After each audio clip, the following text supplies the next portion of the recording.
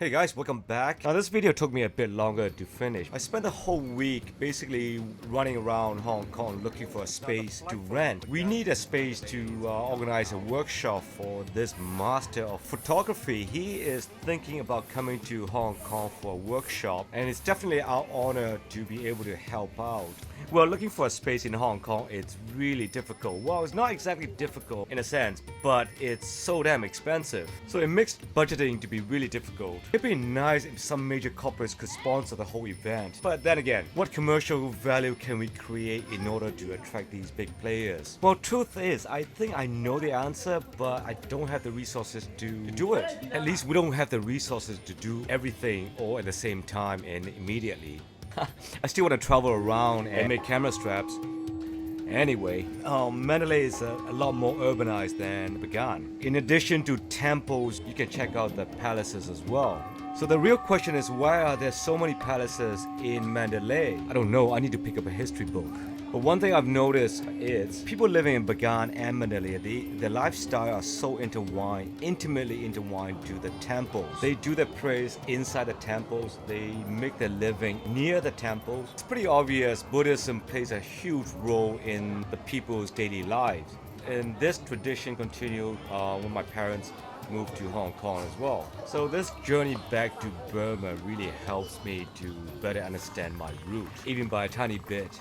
Now the thing is, I'm always an outsider no matter where I am, even in Hong Kong. The thing with Hong Kong is we are always busy trying to make an extra buck. I mean, the Burmese are busy hustling to make a living as well. But in a way, they are less aggressive than us here in Hong Kong. I don't know, it's just my biased opinion. But one thing for sure, it's both Mandalay and Bagan, they are not that aggressive in terms of promoting tourism. Now this is the local restaurant I was telling you about. The restaurant serves only the local dishes, and yes, no English menu. And no, I didn't take any pictures of the food because I'm not into food photography. So our journey in Mandalay continues all the way to the Irrawaddy River. And well, life near the water is always busy, and this is no exception.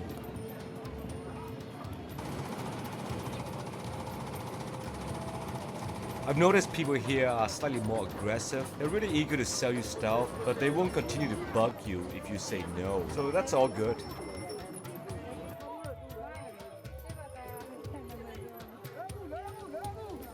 So really, is this a comfortable ride? No. By all means, no. It's a bumpy ride. If you have the time, you might as well walk around. But nonetheless, it was an experience for us. I saw a couple of small pagodas from a distance. I think they were pretty beat up. There's no way we could go there, so I guess there are a lot more undiscovered pagodas, or discovered pagodas for that matter, hidden beneath the jungle, similar to the Angkor Wat in Cambodia.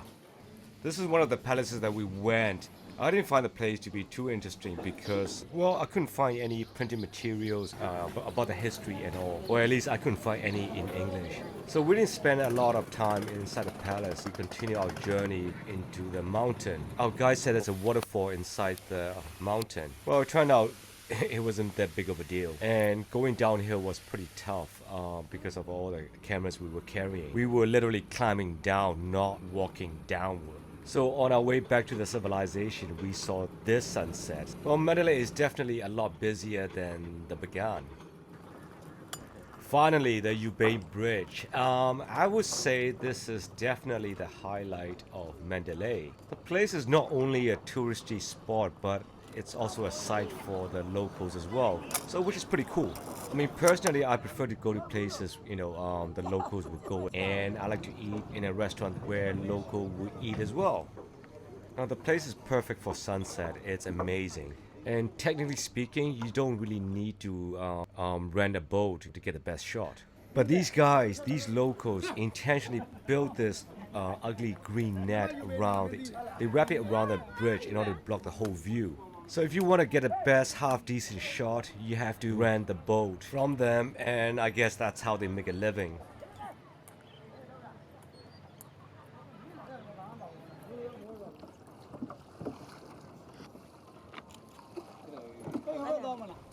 And honestly, it's definitely worth getting a boat because the view is really good.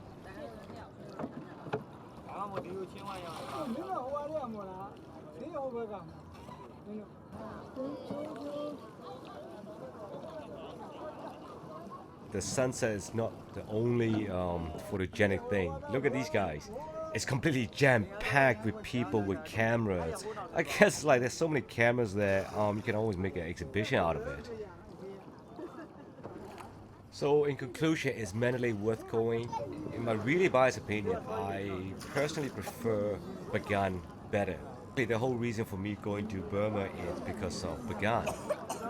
Alright guys, that's it for this video. Stay tuned for part 3.